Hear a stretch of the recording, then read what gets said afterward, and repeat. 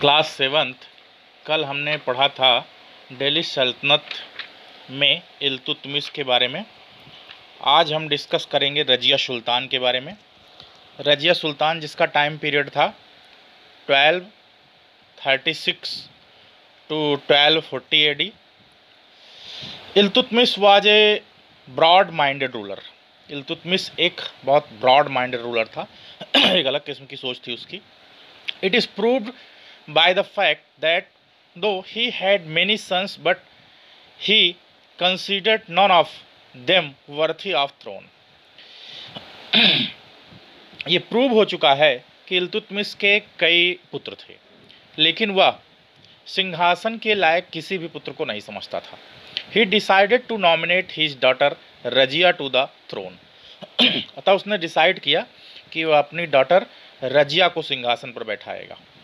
Thus, the nomination of daughter to the throne in preference to son was a very bold and a novel step।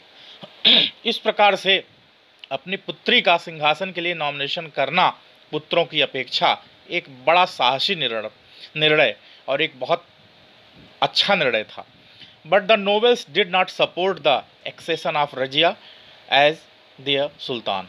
लेकिन उसके जो अधिकारी थे, उसके जो राज्य के राज दरबारी थे, वो रजिया के राज सिंहासन पर बैठाने को बहुत सपोर्ट नहीं करते थे, उसका समर्थन नहीं करते थे। After the death of Iltutmish his son Ruknuddin Firoz Shah was made the sultan by nobles as they did not like to be led by women. और इल्तुतमिश की मृत्यु के बाद रुकनुद्दीन फिरोज शाह जो कि इल्तुतमिश का बेटा था, उसको वहाँ के राज दरबारियों ने सिंहासन पे बैठा दिया क्योंकि वो औरतों को पसंद नहीं करते थे।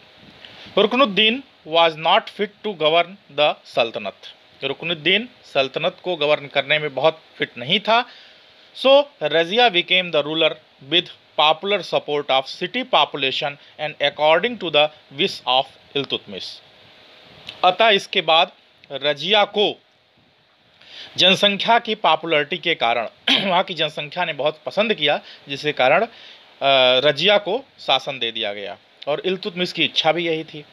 After became the ruler Razia refuse to be puppet. सिंहासन पर बैठने के बाद रजिया ने कठपुतली रूलर बनने से इनकार कर दिया। She discarded female dress and started holding court with a face unveiled. और उसने महिलाओं के सारे ड्रेस को त्याग दिया और अपना फेस भी खुला रखा और उसने एक कोर्ट को अपने हाथ में रखा। She even hunted and led the army in war. वो शिकार भी करती थी और आर्मी में युद्ध के लिए भी तैयार रहती थी। However, she faced a lot of opposition from Turkish nobles who did not approve of her independent ways। लेकिन उसको इसके अतिरिक्त बहुत सारे विरोध का सामना करना पड़ा टर्किश नोबल के द्वारा, जो उसको पसंद नहीं करते थे अपने आप को आज़ाद करने के लिए। One important chronicle that period Minhaj i Siraj reflected this comfort at having a women as ruler in his account. और इसी क्रम में एक आता है मिनहाज सिराज, जो कि ये भी जो है वुमेन रूलर को पसंद नहीं करता था।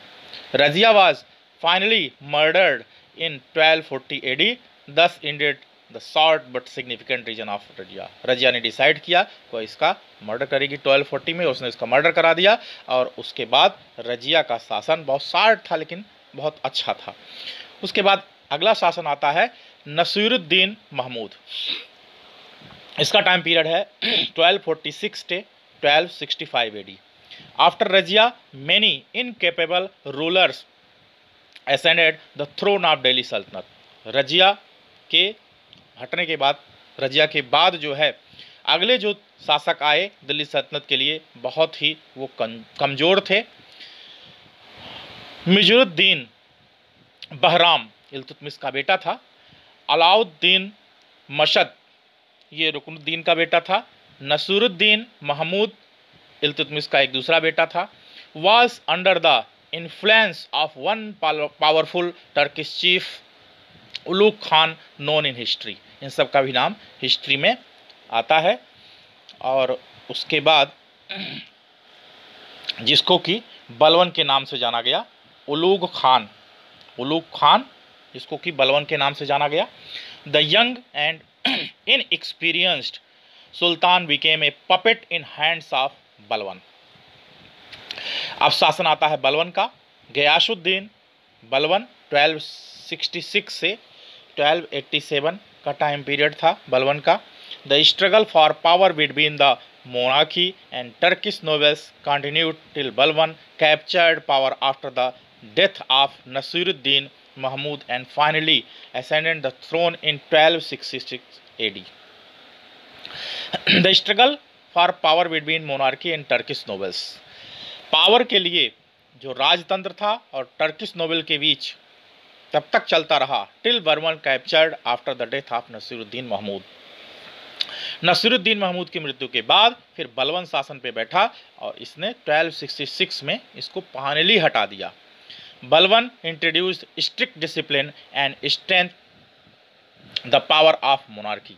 बलवन बहुत एक पावरफुल शासक था और इसने एक स्ट्रिक्ट कठोरता से अनुशासन को लागू किया। ही believed in divine right of kingship and this increase the Prestige and power of monarchy.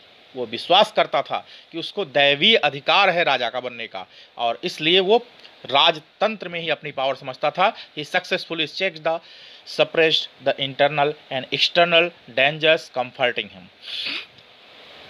और इसीलिए उसने अपने आप को बहुत सफलतापूर्वक आंतरिक और बाहरी खतरों से बचाने के लिए अपने आप को बहुत बढ़िया इस्टेब्लिश किया। In order to raise the power of king Balban was determined to break the power of Turkish nobles. और इसी क्रम में उसने अपनी राजशक्ति को बढ़ाया और उसने उसके बाद अपने आप को एक टर्किश नोबेल के रूप में बहुत अच्छा राजा साबित किया। So he was very strict and did not even spare the nobles while delivering justice. और इसलिए वो जो है बहुत कठोरता से पालन करता था और किस न्याय करने में वो कभी भी किसी नोबल्स की बात को नहीं सुनता था। To keep himself well informed Balban appoint spies in every department. और इसलिए उसने अपने आप को सजग रखने के लिए, अपने आप को पूरी जानकारी के लिए हर डिपार्टमेंट में अपने गुप्तचर लगा रखे थे। He also organize a strong centralized army to deal with internal disturbance and to repel the Mongols who posed a serious threat to the Delhi Sultanate। उसने आपको एक मजबूत शासक बनाए रखने के लिए एक सेंट्रलाइज आर्मी स्टेब्लिश कर रखी थी जो कि उसको आंतरिक रूप से कोई डिस्टर्ब करे तो आर्मी से वो आर्मी के द्वारा निपट सकता था। और उसने आर्मी को इसलिए भी अपॉइंट कर रखा था कि मंगोल शासकों के द्वारा दिल्ली सल्तनत को बहुत ही खतरा था, इसलिए उसने मंगोलों के विरुद्ध भी आर्मी को अपने एक स्ट्रांग बनाया था। बलवन was very particular about maintaining law and order and he gave harsh punishment to robbers and dacoits।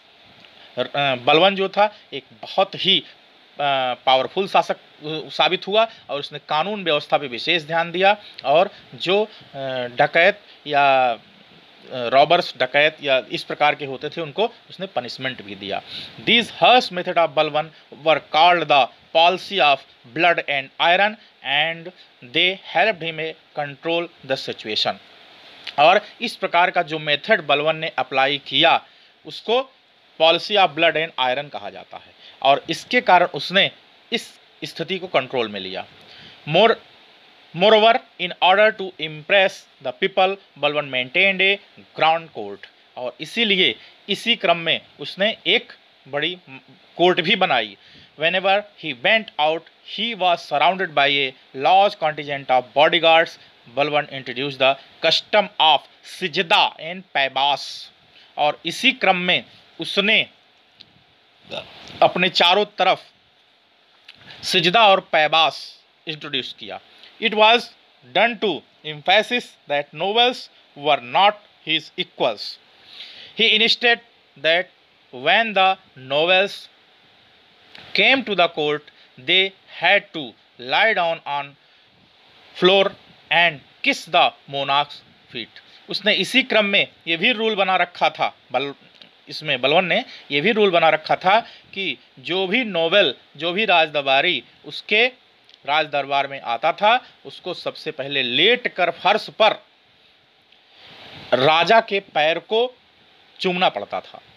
Balban was one of the main architects of Delhi सल्तनत। बलबन जो था ये दिल्ली को बनाने का मुख्य आर्किटेक्ट इसको माना जाता है। By asserting the power and prestige of monarchy he stand the Delhi Sultanat, और उसने पावर और प्रतिष्ठा के द्वारा दिल्ली की सल्तनत पे एक बहुत अच्छा राजतंत्र इस्टेब्लिश किया। तो ये आपका सेकंड पार्ट खत्म हुआ। सेकंड पार्ट ये चैप्टर था दिल्ली सल्तनत। अभी इसके कई पार्ट हैं, तो चैनल को सब्सक्राइब करना मत भूलिएगा। Okay, thank you.